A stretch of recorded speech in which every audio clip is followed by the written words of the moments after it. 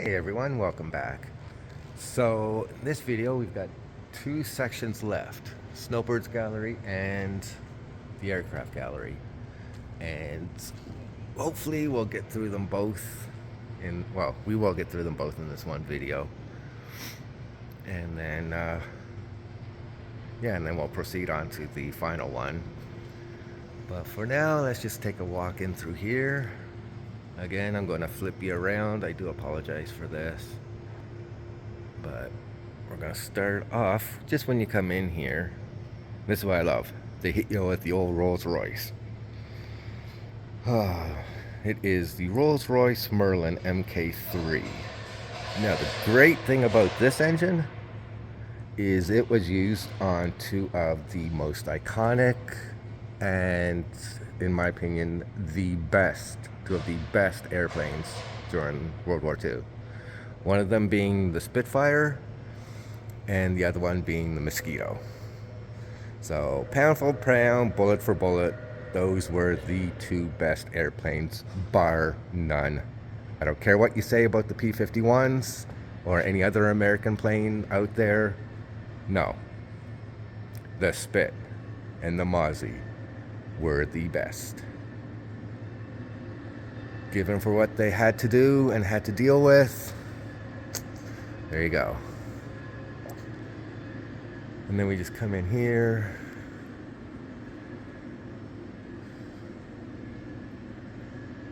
Some more old engines. Jacobs L6MB there. Right here we have the Jacobs L4MB.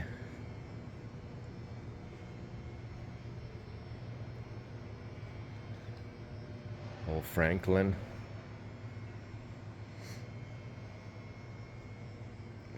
And of course, de Havilland. And then we get into some of the good things. Zoom out a little here so you can see the old biplane. The de Havilland Gypsy.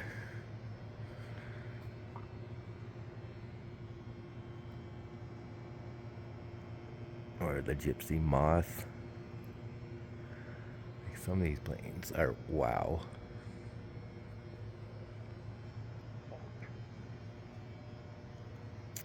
Then here you have an old flying boat.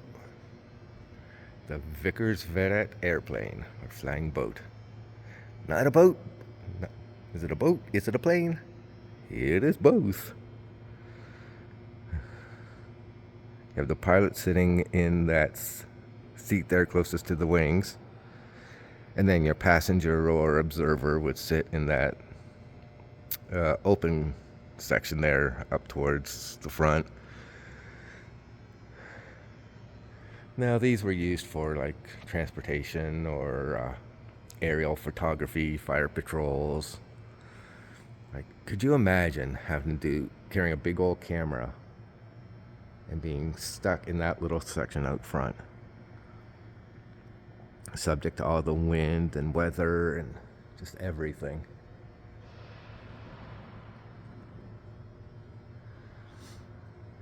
There's the remains of one.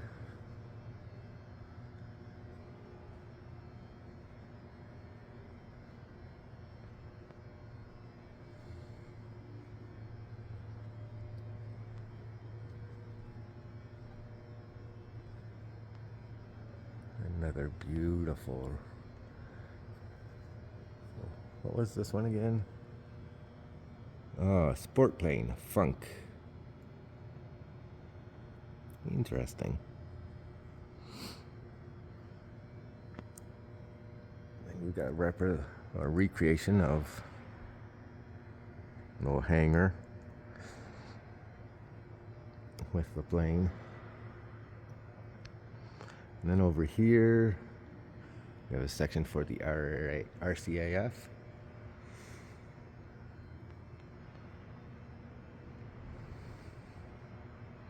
This is a little representation of what,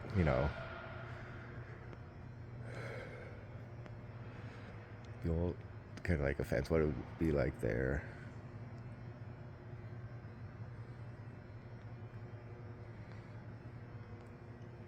There's a tiger moth trainer. Would have been quite the airplane to learn how to fly on, that's for sure.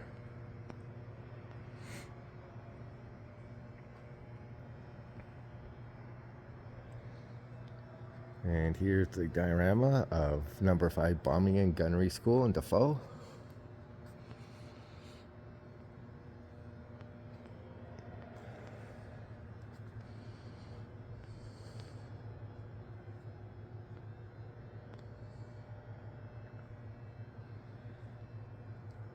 Then inside this little area is representation of the old wireless equipment that they use for communications.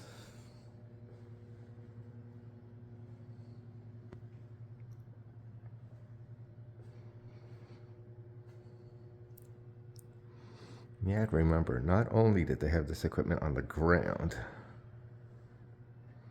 but they also had to figure out how to get these pieces of equipment or similar into planes themselves.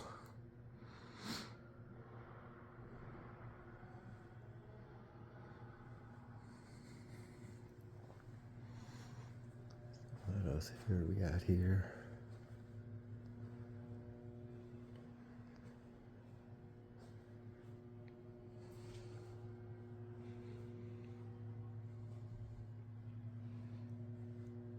Here you have the radio, band receivers, wireless telegraphy,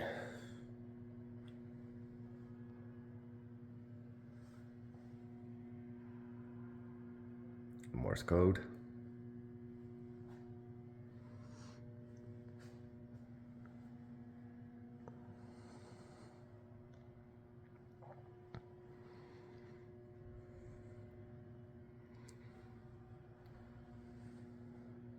Really is amazing how technology's expanded and changed over the years.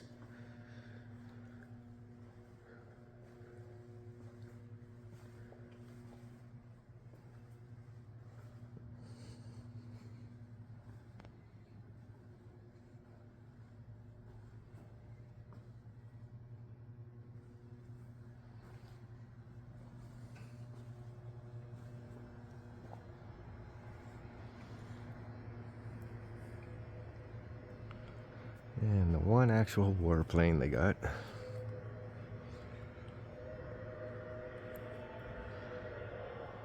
Pretty fascinating. Avro Anson MK1. Nicknamed Faithful Annie. So she was used for coastal patrols for the RAF. Looking out for submarines and other things. So there you get representation of some of the equipment that was used on it. A practice bomb, oil can, 20-pound personnel bomb, 100-pound demolition bomb. It ain't small. This old plane is, I believe she had a crew of 5, if I remember correctly. Navigator, bomber, pilot, co-pilot, and rear gunner. See, she had the one, I'm guessing Vickers machine gun, forward firing.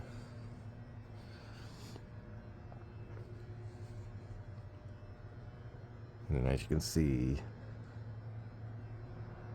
the dorsal rear turret there. We'll get a better look at it here in a sec. Take you over. And then that rear turret also has a, I'm assuming it's a Vickers. Looks like a Vickers. But could be wrong. Probably I'm wrong. I'm sure someone will correct me if I am.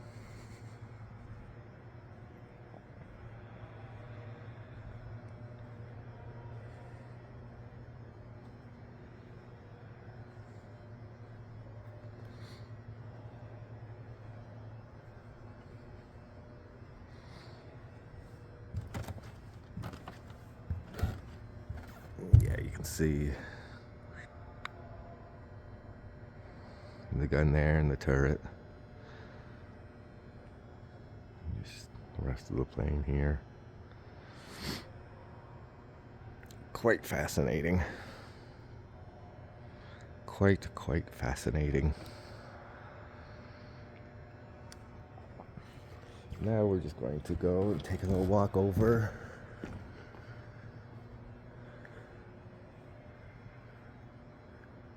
Take a peek through some of these other ones here. Harvard MK4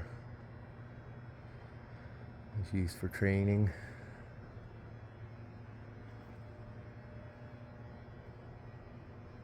The planes are in very well condition.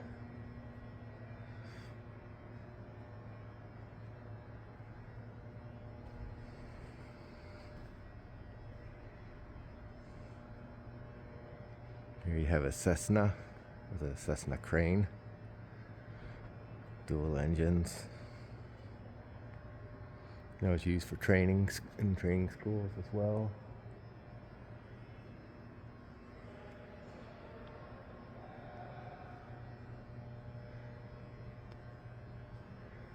And this one here is the Fairchild Cornell.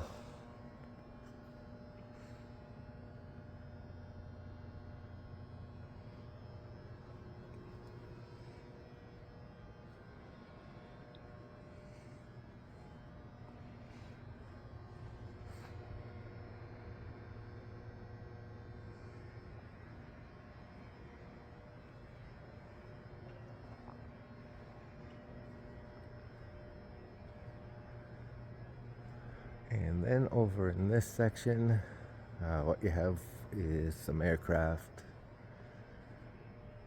from, well, this one here, CF Sam, was part of, what's an air ambulance, like the first.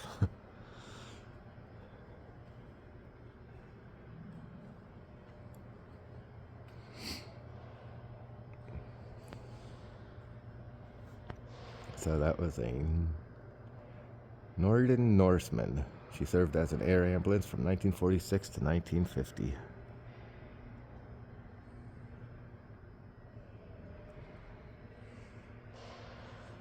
And then the Cessna.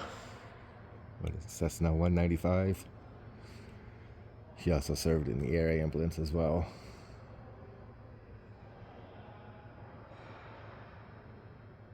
And actually, Saskatchewan's publicly funded air ambulance service was a first in North America and perhaps the world. The air ambulance flew its first mission on February 3rd, 1946.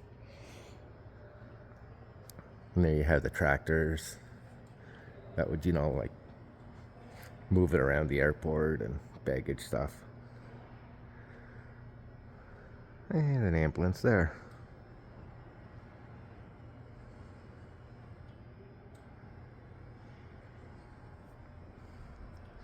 Pretty cool. Oh, sorry. Okay, so with that one, that is the aviation section. So we're going to just hop on over to the Snowbirds section. I'll take you through a quick little walk in that. And yeah, so I will see you once we get over there. Okay, so now we are here, as you can see, for the Snowbirds, Canada's aerial acrobatic team. Some beautiful photographs along the hallway coming in. Let me just stop and give you a little peek at a couple of them here.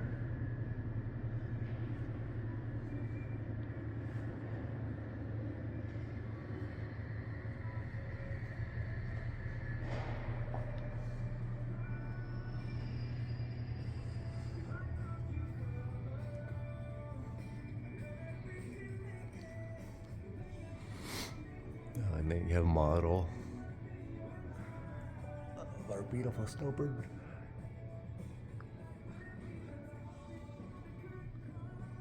I have seen these guys before, well, guys and girls, but they are truly amazing.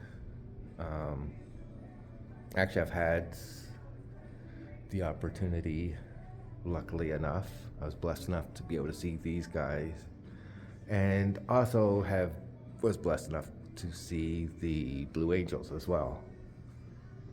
Angels aren't bad. I'd still prefer Snowbirds being Canadian, so. But. So here you have representation of control tower.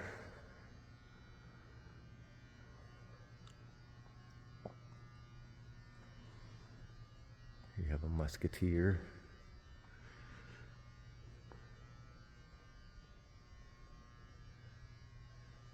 Now over here you have an old flight trainer, or I guess what we call nowadays a simulator. But you know, it lets where you can learn to fly without leaving the ground. A quick little peek inside of her there. Can't actually get in her, but yeah. Good way to learn how to fly beautiful planes.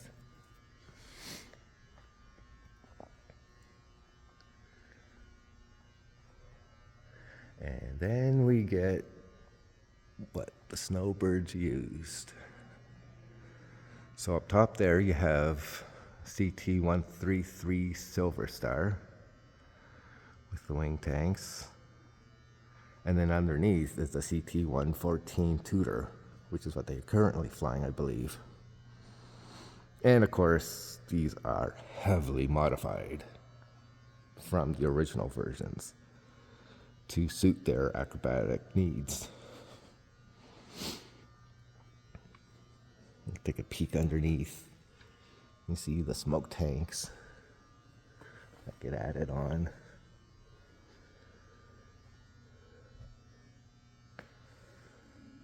Now, with the Silver Star, you'll notice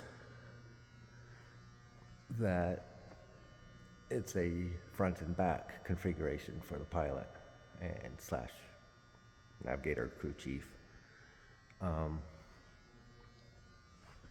Whereas the lower Tudor, it's a side-by-side.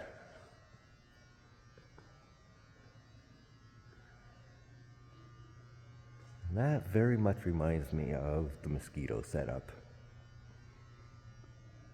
where you're side-by-side. Which actually, it does allow for improved communication. And just other added benefits as to being stuck in, front to back type deal. I mean, they both have their pros and the cons, but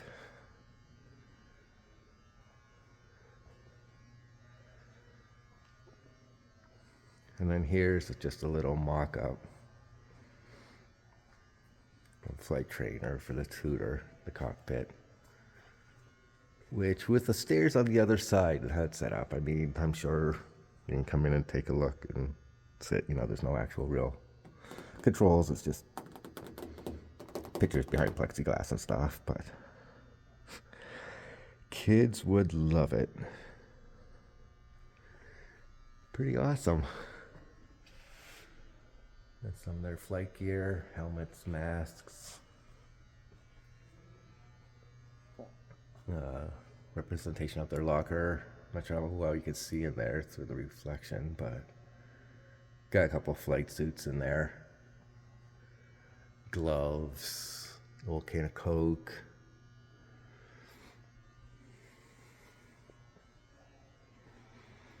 Yeah, it really is amazing.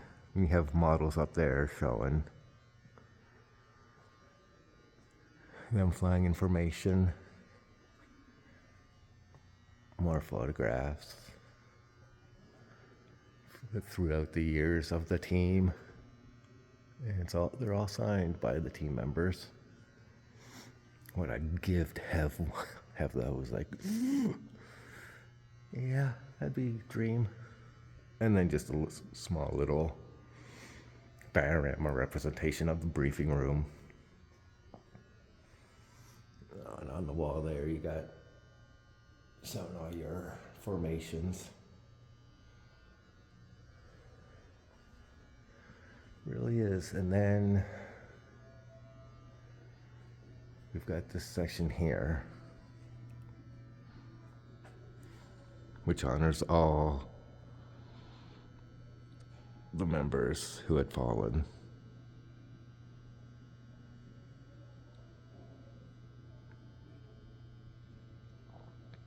And for their service, we say thank you.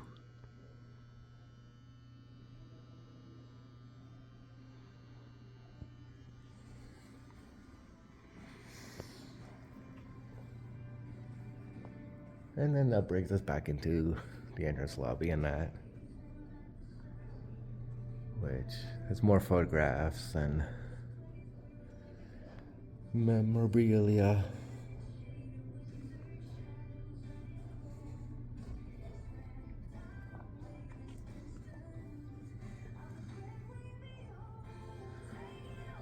An explanation of the logo, how it came to be for the Snowbirds,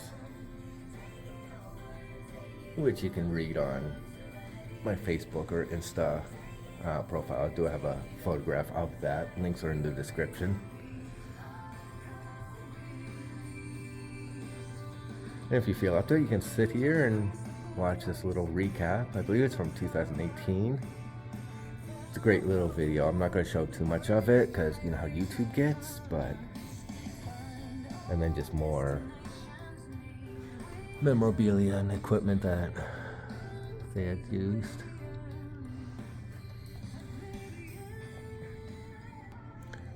And with that, everyone, that is the complete tour of the Western Development Museum here.